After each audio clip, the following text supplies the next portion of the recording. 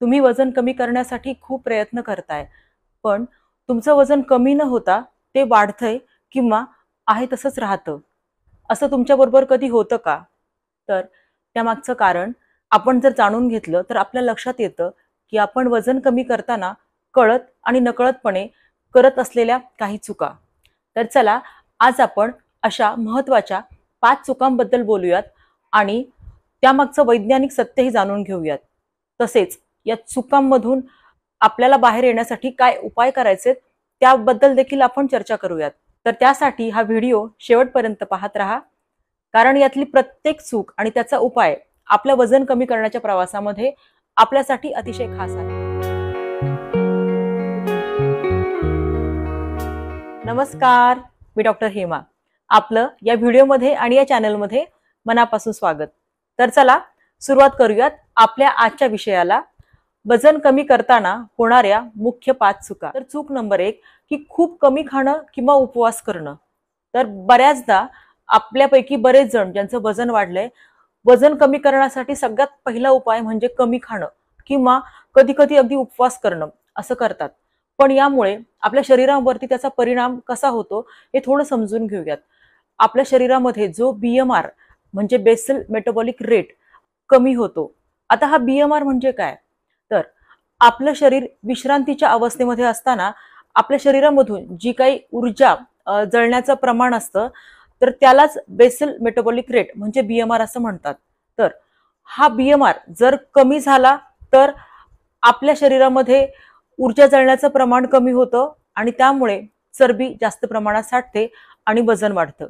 जर हा बीएमआर वाढला तर आपल्या शरीरामधील ऊर्जा जळण्याचं प्रमाण वाढतं आणि त्यामुळे आपली चरबी जास्त प्रमाणात जळते आणि वजन कमी होतं. तर कमी खाल्ल्यामुळे आपलं शरीर स्टार्वेशन मोडमध्ये जातं आणि त्यामुळे आपल्या शरीरामधील चरबीचं प्रमाण वाढतं.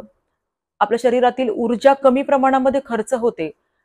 स्नायूंचं प्रमाण कमी होतं. म्हणजे बऱ्याचदा वजन कमी होतं असं आपल्याला वाटतं, पण वजन कमी न होता स्नायू कमी होतात, चरबीचं प्रमाण वाढतं. त्यामुळे शरीरामध्ये थकवा जाणवतो, उत्साह राहत नाही आणि भूक देखील वाढते. तर मग आता यावर उपाय काय करायचा आहे? तर त्यासाठी संतुलित आहार घ्या. त्यामध्ये प्रथिनं, फायबर किंवा वेगवेगळे जीवनसत्व, हेल्दी फॅट्स या सगळ्यांनी युक्त असा आपला आहार असावा. हा आहार घेताना 3 ते 4 तासाच्या अंतरांनी छोट्या छोट्या प्रमाणामध्ये पौष्टिक आहार घ्या. मी वजन कमी करण्यासाठी दिवसभराचा परिपूर्ण डाएट प्लॅन हा व्हिडिओ देखील बनवलेला आहे. जर आपल्याला आहार कसा घ्यावा हे कळत नसेल तर आपण हा व्हिडिओ पाहून त्या पद्धतीने देखील आपला आहार घेऊ शकता. तर चूक नंबर 2 की पुरेशा प्रमाणामध्ये झोप न घेणे. तर वजन कमी करण्याच्या नादामध्ये बऱ्याचदा आपण जागरण करतो किंवा कामाचा जास्त ताण असल्यामुळे देखील जागरण करणं हे आपल्या दैनंदिन जीवनामधील एक सवय बनून गेलेली आहे. परंतु या जागरण करण्याच्या सवयीमुळे आपल्या शरीरातील हार्मोनल जो काही बॅलन्स आहे तर त्यावरती परिणाम होतो. तर यामुळे आपल्या शरीरामधील ग्रेलिन नावाचं हार्मोन जे की आपली भूक वाढवतं, ते जास्ती प्रमाणामध्ये वाढायला लागतं आणि लेप्टिन जे भूक कमी करतं, तर ते हार्मोन कमी व्हायला लागतं. म्हणजे झोप कमी झाल्यामुळे ह्या हार्मोनल इम्बॅलन्स होतो. भुकेचं हार्मोन वाढतं आणि भूक कमी करणारं हार्मोन कमी होतं, ज्यामुळे भूक वाढते आणि बऱ्याचदा क्रेविंग्स निर्माण होतात. यामुळे शरीरामध्ये वजन वाढणे, आपलं मेटाबॉलिझम म्हणजे चयापचय कमी होणे आणि चरबीचं प्रमाण वाढणे, या सगळ्या गोष्टी शरीरामध्ये घडायला लागतात. आता यावरती उपाय काय करायचा? ह्या सगळ्यात महत्वाचा उपाय की रात्रीची झोप पुरेशा प्रमाणात म्हणजे 7 ते 8 तास घेणे आणि रात्री झोपण्याच्या वेळा ठरवणे आणि त्या वेळांचं पालन करणे. शक्यतो रात्री 10 ते 10:30च्या दरम्यान आपल्या झोपण्याचं शेड्यूल बनवायला सुरुवात करायला आपण हळूहळू त्या दिशेने पावलं टाकायला हवीत आणि सलग रात्री 7 ते 8 तास झोपणं हे अतिशय गरजेचं आहे. तर त्या पद्धतीने आपण आपलं शेड्यूल तयार करायला हवं. आता चूक नंबर 3 फक्त व्यायामावर अवलंबून राहणे. तर बऱ्याचदा फक्त व्यायामच केला जातो आणि आपल्या खाण्याच्या सवयीवरती नियंत्रण ठेवलं जात नाही. त्यामुळे आपलं वजन जे काही आपल्याला अपेक्षित असतं की मी 1 तास वॉक करतो किंवा मी 1 तास व्यायाम करतो आणि तरीही माझं वजन कमी होत नाही.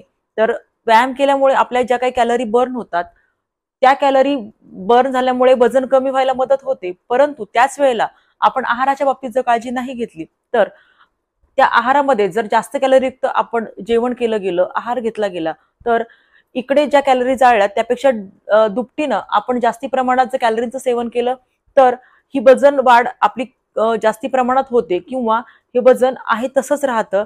त्यामुळे आपल्याला निराशा येते की मी व्यायाम करतोय तरीही माझं वजन कमी होत नाही. पण त्यामागचं सायन्स आपण समजून घेत नाही की व्यायाम करताना आपण ज्या काही कॅलरी खर्च करतो त्याच्यापेक्षा जास्त प्रमाणामध्ये आपण जर कॅलरीचं सेवन करत असू तर आपलं वजन इथे कमी न होता कदाचित ते वाढण्याची शक्यता अधिक असते. त्यासाठी उपाय असा आहे की संतुलित आहार घ्या आणि आपला व्यायाम अतिशय नियमितपणे योग्य प्रमाणामध्ये करा, म्हणजे आपलं वजन कमी व्हायला नक्कीच मदत होईल. चूक नंबर 4, आपल्या शरीरामधील पाण्याचं प्रमाण कमी असणं. बऱ्याचदा आपण पाणी न पिता त्याच्याऐवजी चहा घेणं, कॉफी घेणं किंवा काही कोल्ड्रिंक घेणं, तर अशा पद्धतीनं पेय पदार्थांचं सेवन करत असतो. परंतु पाणी हे आपल्या शरीरामधील लायपोलायसिस म्हणजे चरबी जाळण्याची प्रक्रिया याला चालना देण्याचं काम करतं. जर पाण्याचं प्रमाण कमी झालं तर ही चरबी जाळण्याची प्रक्रिया मंदावते किंवा ही प्रोसेस स्लो होते. तर त्यामुळे त्याचा परिणाम म्हणून आपल्या शरीरामध्ये थकवा जाणवणे, पचनशक्ती कमी होणे, मेटाबॉलिझम कमी होणे आणि यामुळे आपल्या शरीरातील वजन जे काही आपल्याला कमी करायचे तर याचा वेग कमी होतो. तर यासाठी आपण उपाय काय करू शकतो? तर त्यासाठी उपाय अर्थातच पाण्याचं प्रमाण आपल्या शरीरामध्ये व्यवस्थित ठेवणं. तर किती घ्यायचंय? तर दिवसाला 8 ते 10 ग्लास पाणी नियमितपणे घेणं. तर चूक नंबर 5, साखरयुक्त पदार्थांवर नियंत्रण न ठेवणं. साखरेची गोड चव ही आपल्या सगळ्यांनाच नेहमी आकर्षित करते आणि त्यामुळे ते खाण्याचं प्रमाण देखील आपोआपच आपल्या आहारामध्ये वाढतं. बऱ्याचदा पॅकेज फूड, शीतपेय, गोड स्नॅक्स हे भरपूर प्रमाणामध्ये उपलब्ध असल्यामुळे ते खाण्याचं प्रमाण देखील आपल्या आहारामध्ये वाढतं. तसेच कधी ताण आल्यामुळे किंवा आनंद झाल्यामुळे, सेलिब्रेशनमुळे गोड खाण्याचं प्रमाण बऱ्याचदा सध्याच्या काळामध्ये वाढलेलं आहे. पण या सगळ्यामुळे आपल्या शरीरावर याचा परिणाम नेमका काय होतो? साखरयुक्त पदार्थांचं जास्त प्रमाणामध्ये सेवन केल्याने आपल्या शरीरामधील इन्सुलिन रेझिस्टन्स वाढतो. आता हा इन्सुलिन रेझिस्टन्स म्हणजे काय?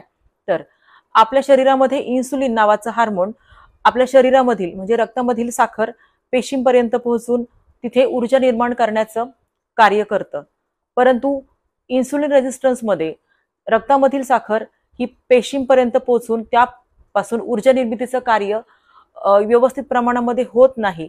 त्यामुळे आपल्या रक्तामधील साखर वाढायला लागते, शरीरामधील इन्सुलिनचं प्रमाण वाढायला लागतं आणि याचा परिणाम म्हणून आपल्या शरीरामधील चरबीचं प्रमाण देखील वाढतं.